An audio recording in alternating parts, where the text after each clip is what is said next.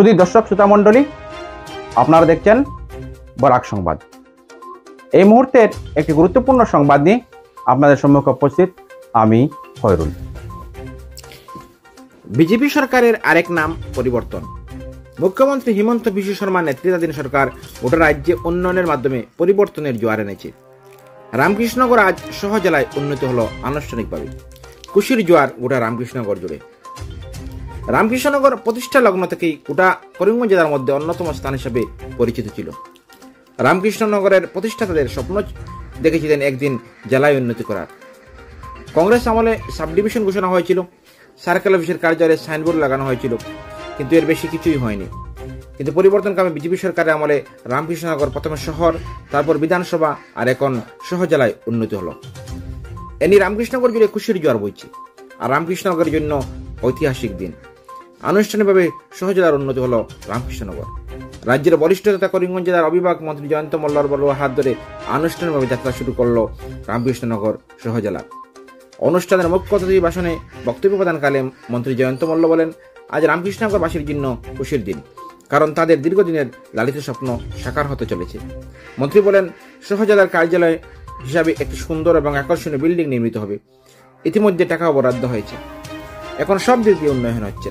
বেকার যুবক যুবতীদের জন্য সরকার ইতিমধ্যে বিভিন্ন প্রকল্প গ্রহণ করেছে।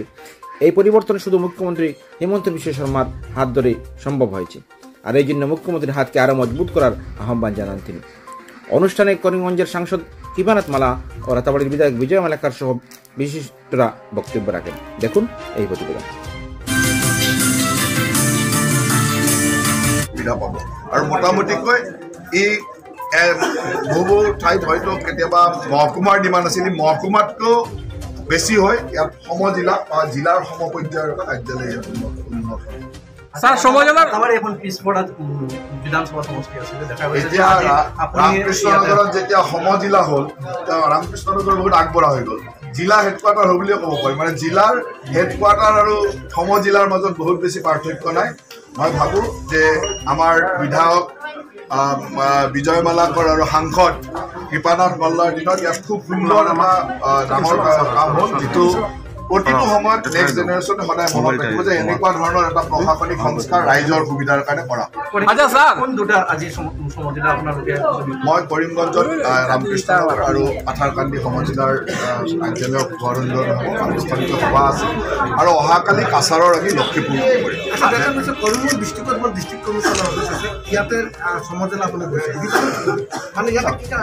ইয়াতে ডিফাৰেঞ্চটো এইটোৱে যে মেক্সিমাম কাম সেইখিনি সাধাৰণ মানুহৰ লগত জড়িত কাম সেইবিলাক সমজিলাতে হ'ব।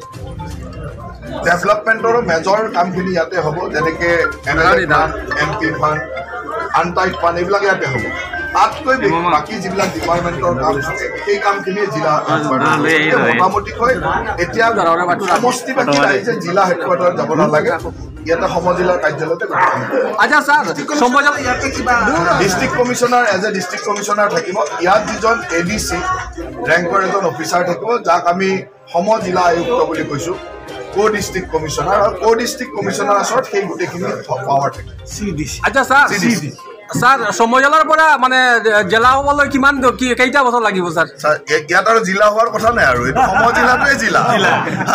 আগতে হয়তো এই অঞ্চলৰ ৰাইজে কেতিয়াবা বিচাৰিছিল যে আমাক মহকুমা লাগে, কাৰণ ইয়াততো আৰু জিলা এখন আছে, কৰিমগঞ্জ জিলা আছে, জিলাৰ সদৰ স্থান আছে। গতিকে ইয়াত প্ৰতিটো সমষ্টিতে এখন সমজিলা মানে জিলা পৰ্যায়ৰ কাৰ্যালয় এটা হ'ল, জিলালৈকে নোযোৱাকৈ ইয়াত ৰাইজে কাম কৰিব।